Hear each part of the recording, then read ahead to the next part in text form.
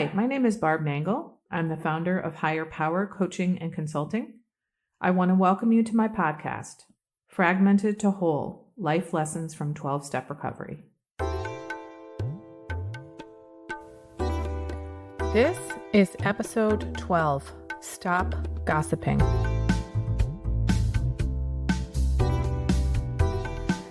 When I first came into recovery and I learned that gossiping was one of my defects of character, I was shocked. I had no idea that I was a gossiper.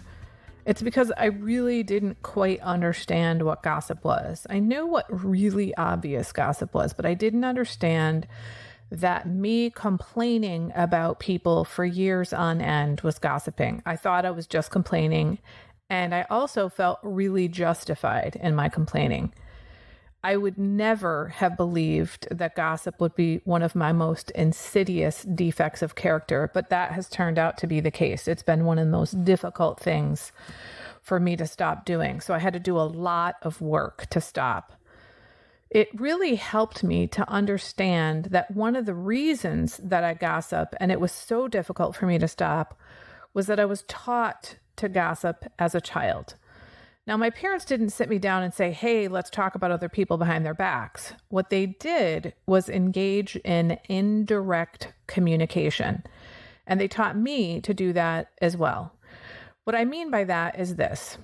In my family, if you had a problem with someone, you never went to that person. You complained about them to others. And of course, you didn't look at what you might be doing to contribute to the situation, like not talking to them directly, for instance. This is what I was taught to do by the modeling of my parents. So no wonder I gossiped. In my efforts to try to stop, I did a little bit of research to try to figure out what is and is not gossip. One of the things I learned was that if the conversation is solution-oriented, it may not be gossip. As I was first trying to get better about gossiping, I actually used this knowledge in my sick, twisted addict mind to try to get away with gossip. So this is how I did it. I would try to still talk about the person and then work in some kind of solution in there as a way to still get away with talking about them. When I came to see that, it alerted me to the fact that for me, gossiping felt really fucking good. And I was having a really hard time understanding why it felt so fucking good. So I started to ask other people in recovery, and I got two answers that really helped me a lot. One person said, the reason it feels so good is that you get to feel better about yourself by putting other people down when you gossip about them. And the second person said, when you gossip about other people, you get to blame them for your problems. And I was like, bam! That's it. That is the reason it feels so damn good to me. I get to blame other people for my problems, for my difficulties, which goes back to the victim mentality I spoke about in episode 3. And I'm not keeping the focus on myself when I gossip to other people or about other people, which I talked about in episode 10. The reality is, if other people really are responsible for my problems, I am screwed. Coming to understand this really helped me a lot in my recovery. At the time, when I was working on overcoming gossip, I was learning in my step work that that's what I've been doing my whole life, blaming everyone else and the world for everything that was going on in my life. Well, I mean, all of the bad things. Of course, I was willing to take credit for all the good things that were happening in my life. So I really had to take a look at this and figure out how to stop gossiping. One of the places where I was the worst at this was at work. I had been complaining about my boss for years. I'm not proud of it. I thought I was just bitching and complaining, which is also not cool, but to me, they weren't as bad as gossiping, and it was just what you did. But when I really started to understand that it was gossip and it needed to stop, I decided to go to some of my colleagues. I picked the smaller team that I worked with on a much more daily basis than my larger team because I was friends with all of them. They all knew I was in recovery and it was kind of a safe place. So I was able to say to them, listen, I have been gossiping about our boss and I need to stop. So I'd like your help. If you hear me talking about her, I would really appreciate it if you would bring it to my attention. The thing is, this also alerted them to not gossip with me. Because I had been there for longer than everybody on the team, I had created this culture of gossip where what we did was complain rather than do anything. So it wasn't just me that was affected by my gossiping. It wasn't just my boss and her reputation. It was my entire team and our culture of interaction.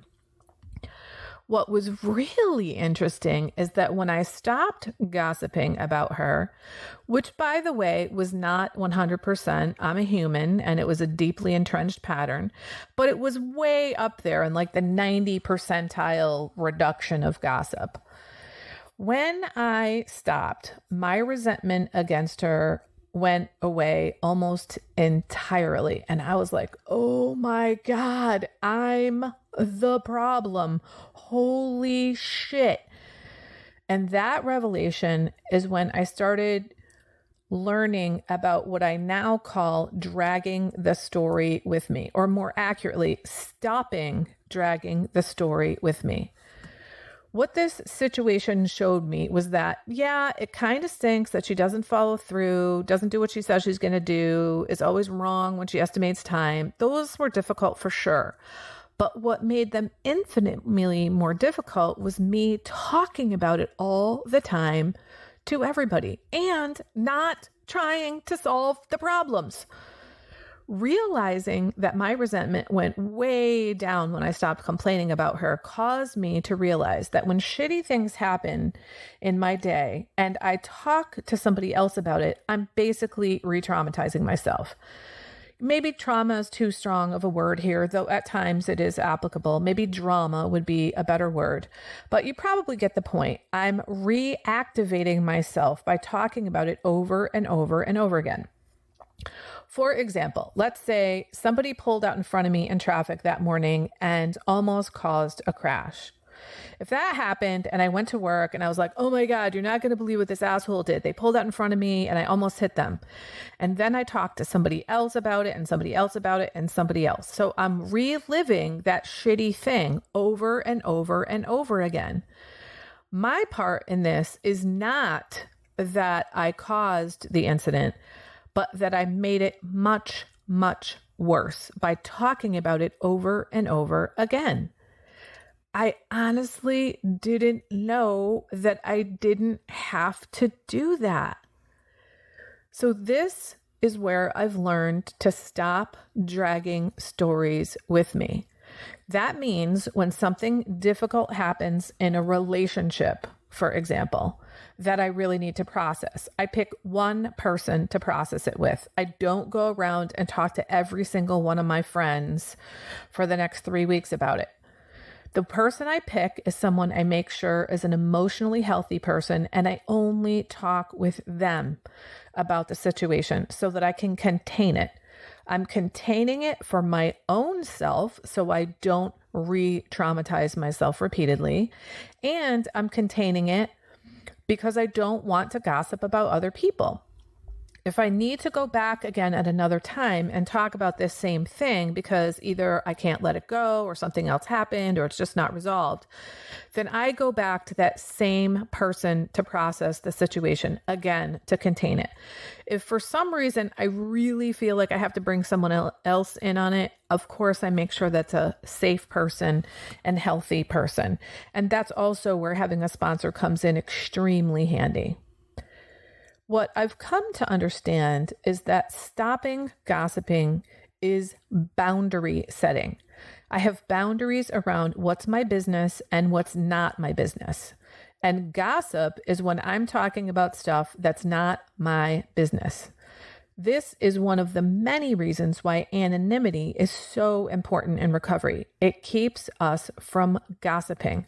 We're not supposed to say who we saw at a meeting or what was shared at a meeting as a way to maintain boundaries and ensure a safe environment for everyone. Besides the boss example, I want to share another example about gossip to illustrate more reasons why gossip is so problematic. This example is from way before recovery and it involves my father. I always had a difficult relationship with him. In fact, I was estranged from him for 11 years at one point. When I started connecting with him again, it was primarily on the phone because he lived in another state. What would inevitably happen is that we would start talking about my brother. And really, when I say talking, I meant my dad bitching and complaining about him. Sometimes I commiserated or identified with him. Maybe I added a little bit. Maybe I made excuses for him. But mostly it was my dad bitching about my brother.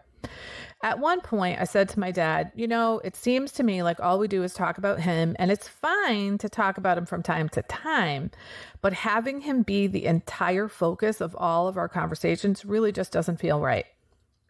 I wasn't quite sure why it didn't feel right, but on some level, I knew that it wasn't right. So he was like, okay, I hear that. And we stopped for a while, but slowly but surely, we drifted back into talking about him again. And again, I went back to my dad.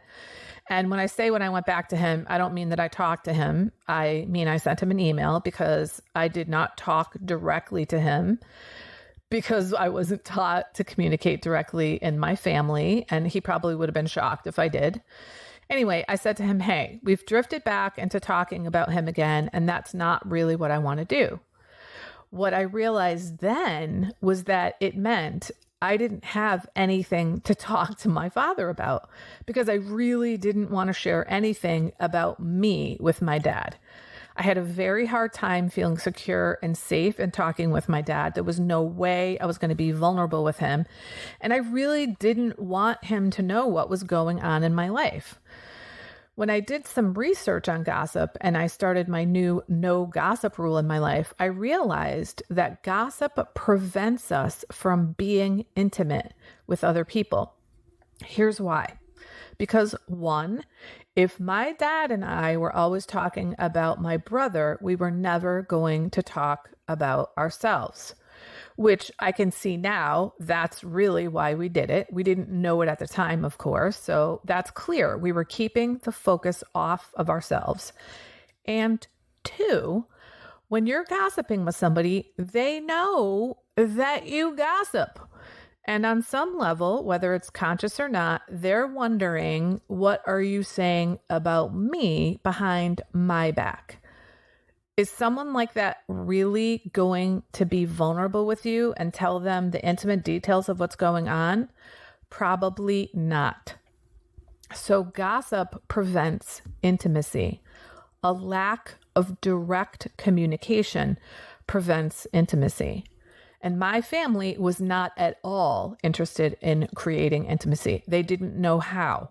I'm not blaming them. This is what they were taught. How could they have done any differently? They did the best they could with the tools they were given, tools like gossip. In recovery, we're trading in those shitty, dysfunctional tools like gossiping for healthy, functional tools like direct communication. If you have been a lifelong gossiper like I was, there's hope that you can stop. For me, learning to practice these principles in all my affairs, like it says in step 12, meant I had to stop gossiping.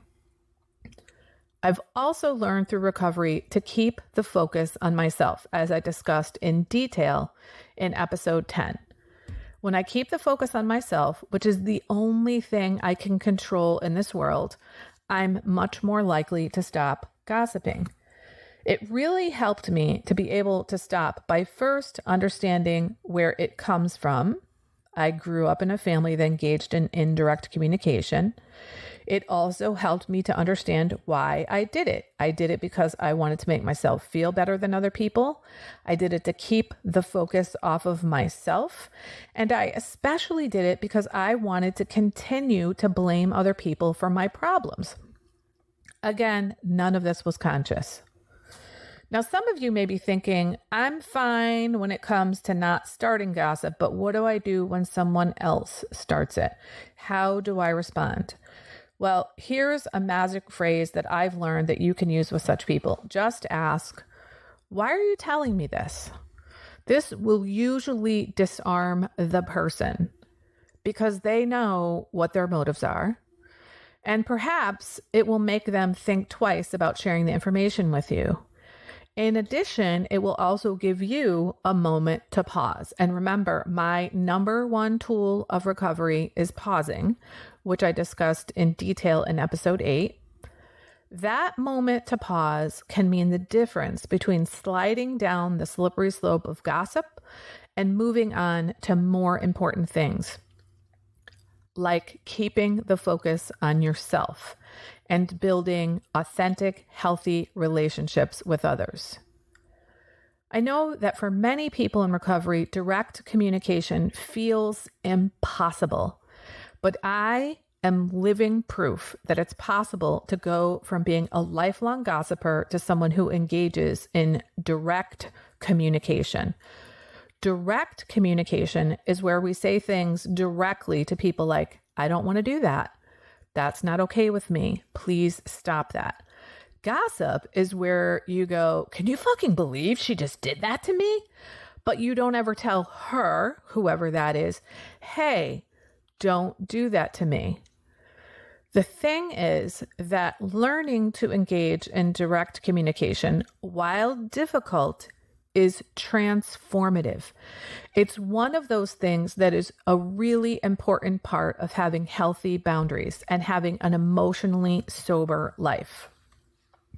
When I care more what I think of me than what other people think of me, then I am able to engage in direct communication. Learning to engage in direct communication also means that you're probably going to lose some of the people in your life. And the reality of recovery is, if you want to live a happy, joyous, and free life, you probably need to lose some people. There are some people that you just don't need to keep around because there's no way to live a sane, healthy, functional, thriving life with those people around. It doesn't mean you have to cut out everyone for sure. And maybe some people you're just going to have to put limits on how much interaction you have with them. If you want to stop gossiping, keep the focus on yourself and engage in direct communication. I hope this has been helpful. That's it for today. Thank you for listening. Be sure to like and subscribe so you can get future episodes of my